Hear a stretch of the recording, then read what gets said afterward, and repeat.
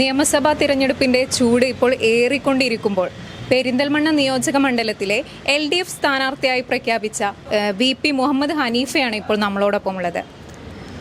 ഇപ്പോൾ പെരിന്തൽമണ്ണ നിയോജക മണ്ഡലം എന്നത് വളരെ ഒരു ശക്തമേറിയ ഒരു പോരാട്ടം നടക്കുന്ന ഒരു മണ്ഡലം കൂടിയാണ്. അപ്പോൾ ഇപ്പോൾ അത് പെരിന്തൽമണ്ണ നിയോജക മണ്ഡലം ഇപ്പോൾ UDFന്റെ കയ്യിലിരിക്കുന്നതാണ്. ഇപ്പോൾ ഈ കഴിഞ്ഞ തദ്ദേശ തെരഞ്ഞെടുപ്പിലാണെന്നുണ്ടെങ്കിലും UDF ആണ് തദ്ദേശ തെരഞ്ഞെടുപ്പിലെ മുനിസിപ്പാലിറ്റി ഭരണം ഏറ്റെടുക്കുകയും LDF അവിടെ ഒരു പരാജയപ്പെടുകയാണ് ചെയ്തിട്ടുണ്ടായിരുന്നത്. അപ്പോൾ അതൊരു വലിയൊരു വെല്ലുവിളി ആയിട്ടുള്ള ഒരു മത്സരമാണ് ഇനിയിപ്പോൾ വരാൻ പോകുന്നതും. എങ്ങനെയാണ് ഇതിനെ നോക്കിക്കാണുന്നത്?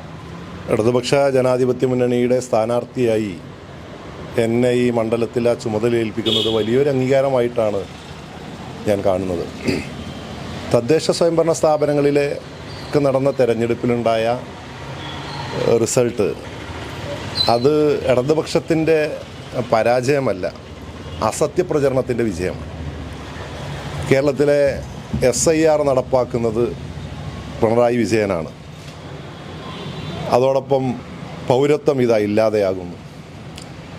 ശബരിമലയിലെ വിഷയവുമായി ബന്ധപ്പെട്ടുകൊണ്ട് ഒട്ടേറെ വിവാദങ്ങൾ വസ്തുതാപരമായി എടുത്ത് പരിശോധിച്ചാൽ അതിലെ പ്രതികളെ ഒന്നൊന്നായി പിടിക്കുന്നതിൽ തെറ്റ് ചെയ്തവൻ ശിക്ഷിക്കപ്പെടുമെന്ന് ഉറപ്പാക്കുന്ന രീതിയിൽ വളരെ മാതൃകാപരമായ അന്വേഷണം നടക്കുന്നു.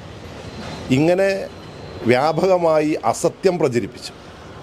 ആ അസത്യപ്രചരണത്തിൽ ജനം പതുക്കെ തെറ്റിദ്ധരിച്ച് ഇടതുപക്ഷത്തിന് എതിരായി വോട്ട് രേഖപ്പെടുത്തിയിട്ടുണ്ടായിരുന്നു. ആ ജനങ്ങൾ ഇന്ന് പശ്ചാത്തപിക്കുകയാണ്. എന്തിനാണ് ഞങ്ങൾ ഇടതുപക്ഷത്തിനെ പരാജയപ്പെടുത്തിയത് എന്നുള്ള ചോദ്യമാണ് അവർ ചോദിക്കുന്നത്.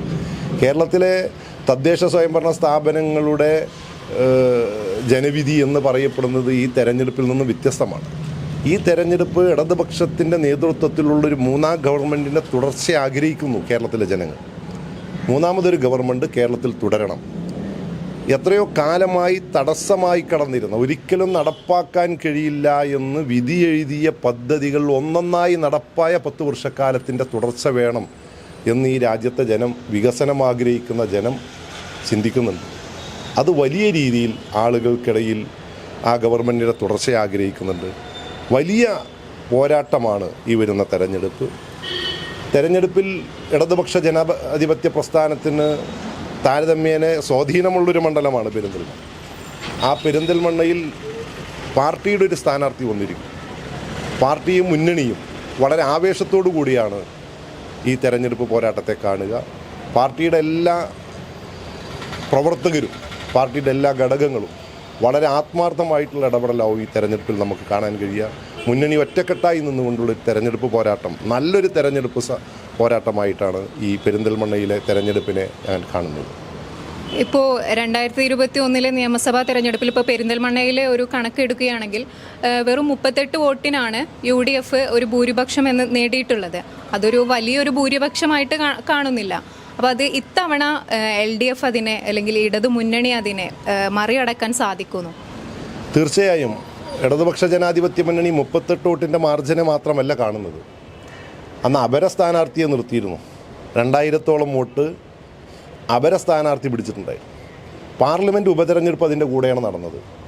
ആ ഉപതെരഞ്ഞെടുപ്പിലെ പാർലമെൻറ്റിലേക്ക് ഒരു ഓട്ടോറിക്ഷ ചിഹ്നത്തിൽ ഒരാൾ മത്സരിച്ചിരുന്നു, സ്വതന്ത്ര സ്ഥാനാർത്ഥി. അവിടെ കുറേ വോട്ട് പോയിട്ടുണ്ട്, 4000-ലധികം വോട്ട് പോയിട്ടുണ്ട്. അതുകൂടി ഇടതുപക്ഷത്തിൻ്റെ സ്ഥാനാർത്ഥിക്ക് കിട്ടേണ്ടതാണ്. അപ്പോൾ അത് 38 വോട്ടിൻ്റെ ഡിഫറൻസ് അല്ല. അപ്പോൾ അതുകൊണ്ട് ഇപ്പോൾ പാർട്ടി ചിഹ്നത്തിലാണല്ലോ മത്സരിക്കുന്നത്. ആളുകൾക്ക് സംശയത്തിനോ അല്ലെങ്കിൽ വോട്ട് പ്രയാസം ഉണ്ടാവില്ല ചെയ്യാനൊക്കെ. ചിഹ്നം അറിയുന്ന ആളുകളാണ്. അപ്പോൾ മറികടന്ന് നല്ലൊരു മുന്നേറ്റം ഉണ്ടാക്കാൻ കഴിയും എന്നാണ് പ്രതീക്ഷിക്കുന്നത്. വളരെ ആവേശത്തിലാണ് പാർട്ടി മുന്നണിയും, വളരെ ആവേശത്തിലാണ് പാർട്ടി. അതിൻ്റെ അവർക്കിടയിൽ നിന്ന് ഞാൻ ഒരുപാട് പ്രൊഫൈൽ മുന്നോട്ട് വെക്കാനുള്ളൊരു പൊതുപ്രവർത്തകനല്ല. എന്ന് പറഞ്ഞാൽ ഒരു സ്റ്റേറ്റ് അടിസ്ഥാനത്തിലുള്ളൊരു പ്രൊഫൈൽ വെക്കാനല്ല എനിക്ക്, എൻ്റെ അടുത്ത് അതില്ല. എന്നെ സംബന്ധിച്ചിടത്തോളം ഏതെങ്കിലും ഒരു ദൃശ്യമാധ്യമങ്ങളുടെ ചാനൽ ചർച്ചകളിൽ നിന്ന് പരിചയപ്പെട്ടതല്ല നിങ്ങളാരുമെന്ന്. അതല്ലെങ്കിൽ ഏതെങ്കിലും ഒരു സെലിബ്രിറ്റിയായി വന്ന് പൊളിറ്റിക്കൽ രംഗത്തേക്ക് വന്ന് പൊതുരംഗത്തേക്ക് വന്ന് പരിചയപ്പെട്ടതല്ല. ഞാൻ 10-30 വർഷക്കാലമായി പൊതുപ്രവർത്തനം നടത്തി CPMൻ്റെ ഭാഗമായി നിന്ന് പ്രവർത്തിച്ച് വിദ്യാർത്ഥി പ്രസ്ഥാനത്തിലൂടെ, യുവജന പ്രസ്ഥാനത്തിലൂടെ രംഗത്ത് വന്ന ഒരാൾ. 10-20 വർഷക്കാലമായി പ്രാദേശിക ഭരണകൂടത്തിൻ്റെ ജനപ്രതിനിധിയായിട്ടുണ്ട് എൻ്റെ ഗ്രാമപഞ്ചായത്തിൽ. അവിടെ 15 വർഷക്കാലം വിവിധ ഘട്ടങ്ങളിലായിട്ട് പ്രസിഡൻ്റായിട്ടുണ്ട്. ആ കാലയളവിൽ ആ പഞ്ചായത്തിനകത്ത് നടപ്പാക്കിയ പദ്ധതികളെ നിങ്ങൾക്ക് പരിശോധിക്കാം. വളരെ വലിയ ആസൂത്രണം നടത്തി സംസ്ഥാനത്തെ ഏറ്റവും മികച്ച ഗ്രാമപഞ്ചായത്തുകൾക്ക് എന്തെല്ലാം ചെയ്യേണ്ടതുണ്ടോ അതെല്ലാം നടപ്പായ ഒരു പഞ്ചായത്താണ്. വളരെ മാതൃകാപരമായി ഒട്ടേറെ പദ്ധതികളുള്ളൊരു പഞ്ചായത്താണ്. എൻ്റെ പൊതുരംഗത്ത് ദീർഘകാലം ജനപ്രതിനിധിയായിരുന്ന ഒരാളെന്നുള്ള നിലക്ക് 1 രൂപയുടെ സാമ്പത്തിക ക്രമക്കേട് ഏതെങ്കിലും ഒരാൾക്ക് സൂചിപ്പിക്കാൻ കഴിയുന്ന തലം എന്നിൽ നിന്നുണ്ടായിട്ടില്ല. വളരെ സത്യസന്ധമായി സാധാരണ ജനങ്ങളുടെ വിഷയങ്ങൾ ഏറ്റെടുത്ത് അവരോടൊപ്പം താഴെ തലത്തിൽ വളരെ അടിസ്ഥാന ജനവിഭാഗങ്ങൾക്കൊപ്പം നിന്ന് പ്രവർത്തിച്ചു വന്നതാണ് എൻ്റെ പ്രൊഫൈൽ എന്ന് പറയുന്നത്. ഇലക്ഷന് വരാറായി അല്ലെങ്കിൽ ഇലക്ഷന് മുന്നോടിയായിട്ടുള്ള പ്രവർത്തനങ്ങളെല്ലാം തുടങ്ങിക്കഴിഞ്ഞു എന്ന് തന്നെ പറയാം. അപ്പോൾ ഓരോ തവണയും ഓരോ തെരഞ്ഞെടുപ്പിനും ഓരോ പാർട്ടിയും മുന്നോട്ട് വെക്കുന്ന ഓരോ സ്ട്രാറ്റജികൾ ഉണ്ടാവും. അപ്പോൾ അത് ഇത്തവണ ഇടതുമുന്നണിയുടെ ഒരു സ്ട്രാറ്റജി എന്ന് പറയുന്നത് സംസ്ഥാന സർക്കാരിൻ്റെ വികസന പ്രവർത്തനങ്ങൾ മുൻനിർത്തിക്കൊണ്ടാണോ അതോ പെരിന്തൽമണ്ണയിലെ നിലവിലുണ്ടായിരുന്ന MLAയുടെ കുറവുകളെ ചൂണ്ടിക്കാണിച്ചുകൊണ്ടാണോ? ഞാൻ ഏതെങ്കിലും ഒരാളെ ആ തരത്തിൽ അങ്ങനെ ഇകഴ്ത്തി കാണിക്കുക എന്നുള്ള ഭാഷ എനിക്ക് അത് സ്വീകാര്യമല്ല. കുറവുകൾ ചൂണ്ടിക്കാണിക്കാം, അതൊരാൾ ഇകഴ്ത്തലല്ല. എന്നിലുള്ള കുറവുകൾ പറയുന്നത് അത് എന്നെക്കുറിച്ചുള്ള ഇകഴ്ത്തലല്ല. കുറവുകളുണ്ട് പെരിന്തൽമണ്ണയിൽ. 10 വർഷക്കാലമായി ഈ മണ്ഡലത്തിനകത്ത് ഈ ഗവൺമെൻറ്റിൻ്റെ ഒട്ടേറെ പദ്ധതികൾ ക്യാച്ച് ചെയ്ത് കൊണ്ടുവരുന്നതിൽ വിജയിച്ചിട്ടുണ്ടോ? അത് ജനം ചർച്ച ചെയ്യപ്പെടേണ്ടതാണ്. നമുക്കൊരു സോഷ്യൽ മീഡിയ പ്ലാറ്റ്ഫോം ഉണ്ടാക്കി എന്നെ ഒരു അഡ്രസ്സ് എനിക്ക് ഉണ്ടാക്കിയെടുക്കാൻ കഴിയും. അത് ഇന്നത്തെ കാലത്ത് എളുപ്പമാണ്. പക്ഷേ വസ്തുതാപരമായി നമ്മുടെ നാട്ടിലെ 10 വർഷക്കാലം കേരളത്തിലെ ഗവൺമെൻറ് നടപ്പാക്കുന്ന വികസന പദ്ധതികളുടെ ഭാഗമായി ഈ മണ്ഡലത്തിലേക്ക് എന്തെല്ലാം നമുക്ക് സാധിച്ചെടുക്കാൻ കഴിയും. അപ്പോൾ സ്വാഭാവികമായിട്ടും ഇന്ന് കേൾക്കുന്നൊരു ചോദ്യം, പ്രതിപക്ഷത്താണല്ലോ MLA. അങ്ങനെയാണെങ്കിൽ മലപ്പുറം ജില്ലയിൽ നിന്ന് തന്നെയുള്ള വലതുപക്ഷ UDFൻ്റെ MLAമാർ പറയുന്നത് എൻ്റെ മണ്ഡലത്തിലാണ് ഏറ്റവും കൂടുതൽ വികസനം നടന്നിട്ടുള്ളത് എന്ന് പറഞ്ഞു വെക്കുന്നുണ്ട്. അങ്ങനെ എൻ്റെ മണ്ഡലത്തിലാണ് ഏറ്റവും കൂടുതൽ വികസനം നടന്നത്, കിഫ്ബിയിലെ ഫണ്ട് കിട്ടിയിട്ടുള്ളത്, വിദ്യാഭ്യാസ സ്ഥാപനങ്ങൾ, ആരോഗ്യ സ്ഥാപനങ്ങൾ, റോഡുകളെല്ലാം എൻ്റെ മണ്ഡലത്തിൽ യഥേഷ്ടം നടപ്പായി, ഞാനാണ് ഏറ്റവും കൂടുതൽ വികസനം നടത്തിയത് എന്ന് പറയുന്ന MLAമാരുടെ എണ്ണം ഒത്തിരിയുണ്ട്. അപ്പോൾ സ്വാഭാവികമായിട്ടും അവിടെ പ്രതിപക്ഷ ഭരണപക്ഷ പക്ഷപാതിത്വം കാണിച്ചിട്ടില്ലല്ലോ. അപ്പോൾ നമ്മൾ ഒരവസരത്തെ മുതലാക്കുന്നതിൽ, ക്യാച്ച് ചെയ്യുന്നതിൽ എത്ര കണ്ട് ഈ മണ്ഡലത്തോട് ആ അർത്ഥത്തിലുള്ള നീതി പുലർത്താൻ കഴിഞ്ഞിട്ടുണ്ട് എന്നുള്ളത് പൊതുവിൽ ഈ തെരഞ്ഞെടുപ്പിൽ നന്നായി ചർച്ച ചെയ്യപ്പെടും. നിങ്ങൾ ഓരോ പ്രദേശം എടുത്ത് പരിശോധിച്ച് നോക്കൂ. എന്തായിരുന്നു ഈ മണ്ഡലത്തിൻ്റെ വികസന കാര്യങ്ങളിൽ ആ തലത്തിൽ താഴെ തലത്തിലേക്ക് എത്തിക്കാൻ കഴിഞ്ഞത്, ഏതർത്ഥത്തിലാണ് ഉള്ളത് എന്ന് ഒന്ന് വിലയിരുത്തപ്പെടേണ്ട തെരഞ്ഞെടുപ്പാവും തീർച്ചയായും ഈ തെരഞ്ഞെടുപ്പ്. ഇപ്പോൾ പെരിന്തൽമണ്ണ നിയോജക മണ്ഡലത്തിൽ ഈ ഒരു ഇലക്ഷൻ കാര്യങ്ങൾ വന്നു തുടങ്ങിയ സമയം മുതൽ തന്നെ ഒരുപാട് പേരുകളാണ് ഇടതുമുന്നണിയുടെ ഭാഗത്ത് നിന്നും സ്ഥാനാർത്ഥികളായിട്ട് നമ്മൾ കേൾക്കാൻ കഴിഞ്ഞിട്ടുള്ളത്. ശ്യാം പ്രസാദ്, KT ജലീൽ വരെ പല പേരുകൾ കേട്ടിട്ടുണ്ട്. എങ്ങനെയാണ് VP മുഹമ്മദ് ഹനീഫയിലേക്ക് എത്തിയത്? അത് പാർട്ടിയാണല്ലോ പറയേണ്ടത്, പിന്നെ പബ്ലിക് വിലയിരുത്തുമല്ലോ. ഈ പറഞ്ഞ സഖാക്കളെല്ലാം ഈ മണ്ഡലത്തിലെ ക്യാപ്റ്റാണ്. പക്ഷേ പാർട്ടി പല ആംഗിളും മുന്നണിയൊക്കെ പല പരിശോധനയും നടത്തിയിട്ടുണ്ടാവുമല്ലോ. ആ അർത്ഥത്തിലാവും എന്നെ പരിഗണിച്ചിട്ടുണ്ടാവുക എന്നാണ് ഞാൻ കരുതുന്നത്. ആ പരിഗണന വലിയ അംഗീകാരവും വലിയ സന്തോഷത്തോടു കൂടിയാണ് ഞാൻ കാണുന്നത്.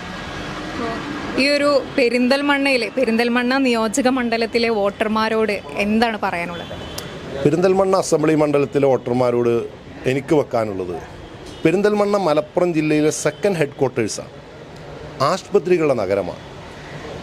നമ്മളുടെ അടിസ്ഥാന പ്രശ്നം എന്ന് പറയപ്പെടുന്നത് ഈ പെരിന്തൽമണ്ണ നഗരത്തിലെ ട്രാഫിക് ഇഷ്യൂസാണ്. ആ ട്രാഫിക് വിഷയം പരിഹരിക്കപ്പെടണം. ഇങ്ങനെ നടന്നാൽ ടൗണേ പ്രതിസന്ധിയിലായിപ്പോകും, വ്യാപാര സ്ഥാപനങ്ങൾ പ്രതിസന്ധിയിലാവും, തൊഴിലാളികൾ പ്രതിസന്ധിയിലാവും, ഓട്ടോ ടാക്സി ഓടിച്ച് ജീവിക്കുന്ന തൊഴിലാളികൾ, ഇവരെല്ലാം പ്രതിസന്ധിയിലാവും. എങ്ങനെയാണ് ഈ നഗരത്തിൻ്റെ ട്രാഫിക് പ്രതിസന്ധിയെ പരിഹരിക്കാൻ കഴിയുക എന്നുള്ളൊരു വലിയ ആലോചന അതിൻ്റെ ഭാഗമായി ഉയർന്നു വരേണ്ടതുണ്ട്. അത് ഏതെങ്കിലും ഒരു പൊളിറ്റിക്കൽ പാർട്ടിയോ ഒരു ജനപ്രതിനിധിയോ മാത്രം ഇരുന്ന് തീരുമാനമെടുക്കേണ്ടതല്ല.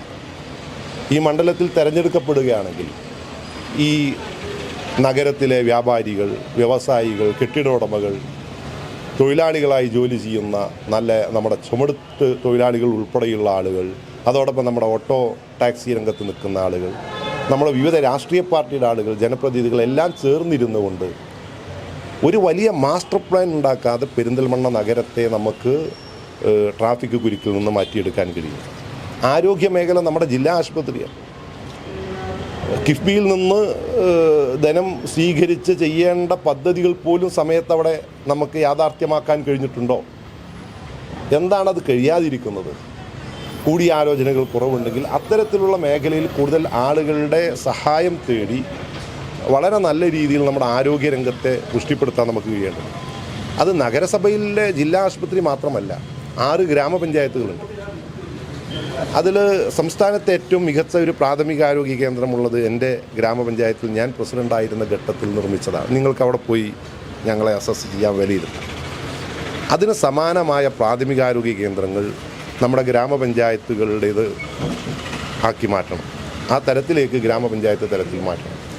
നമ്മുടെ വിദ്യാഭ്യാസ സ്ഥാപനങ്ങളുടെ അടിസ്ഥാന സൗകര്യങ്ങളുടെ കുറവുണ്ട്. ആ കുറവുകൾ നികത്തുന്നതിന് നമുക്ക് സാധിച്ചെടുക്കാൻ കഴിയും. നമ്മുടെ ഏറ്റവും താഴെ തലത്തിൽ ആളുകളോട് ഇടപെടുന്ന ഒരു മേഖലയാണ് ആരോഗ്യ മേഖലയിൽ ആശാ വർക്കർമാരും കുട്ടികളെ പഠിപ്പിക്കുന്ന അംഗൻവാടി മേഖലയിൽ പ്രവർത്തിക്കുന്നത്. അവരെ നമുക്ക് അഡ്രസ്സ് ചെയ്യാൻ കഴിയണം.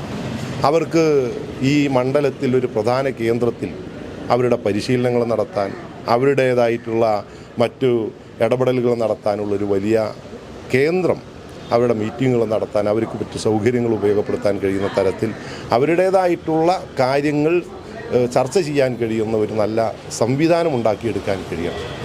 അവരെ പ്രൊട്ടക്റ്റ് ചെയ്യാൻ നമുക്ക് കഴിയണം. അവരാണ് ഏറ്റവും താഴെ തലത്തിലെ ജനത്തോട് ഇടപെടുന്നത്. അവരാണ് നമ്മുടെ രാജ്യത്തെ കോവിഡ് കാലത്തെ പ്രതിരോധത്തിൻ്റെ പടയാളികളിൽ വലിയ നേതൃത്വം കൊടുത്തവർ. അവരെ അഡ്രസ്സ് ചെയ്യാൻ കഴിയുന്ന തലത്തിലേക്കുള്ള ആരോഗ്യ മേഖലയിലെ, വിദ്യാഭ്യാസ മേഖലയിലെ പരിഷ്കാരത്തോടൊപ്പം അവരെ കൂടി വളരെ മാതൃകാപരമായി അക്കോമഡേറ്റ് ചെയ്യാൻ കഴിയും. നമ്മുടെ മാലിന്യ നിർമ്മാർജ്ജനത്തിൻ്റെ ശാസ്ത്രീയ വശത്തെക്കുറിച്ച് നമുക്ക് വലിയ പഠനങ്ങൾ നടത്തേണ്ടതുണ്ട്. അത് എങ്ങനെയാണ് വളരെ വേഗത്തിൽ നഗരവത്കരിച്ചുകൊണ്ടിരിക്കുന്ന ഈ പെരിന്തൽമണ്ണയെ എങ്ങനെയാണ് അതിനെ ഏറ്റവും നല്ല രീതിയിൽ സംസ്കരിക്കാൻ കഴിയുന്ന ഏറ്റവും നല്ല തലം, അത് ആ നല്ല തലത്തെ ഏറ്റവും നൂതനമായ ആശയത്തിലേക്ക് കൊണ്ടുചെന്ന് എത്തിക്കാൻ കഴിയുന്ന കാര്യങ്ങൾ ആലോചിക്കാൻ നമുക്ക് കഴിയേണ്ടതുണ്ട്. ഒന്നും അകലെയല്ല. ചില സ്വപ്നങ്ങൾ വൈകിയേക്കാം, പക്ഷേ അസാധ്യമല്ല. പുതിയൊരു തുടക്കം കരുതലോടെ. അത്യാധുനിക സാങ്കേതിക വിദ്യയും പ്രതീക്ഷയും വലിയ സ്വപ്നങ്ങളെ സാധ്യമാക്കും. ഞങ്ങൾ കൂടെയുണ്ട് നിങ്ങളുടെ കുഞ്ഞു വലിയ സ്വപ്നത്തിനായി.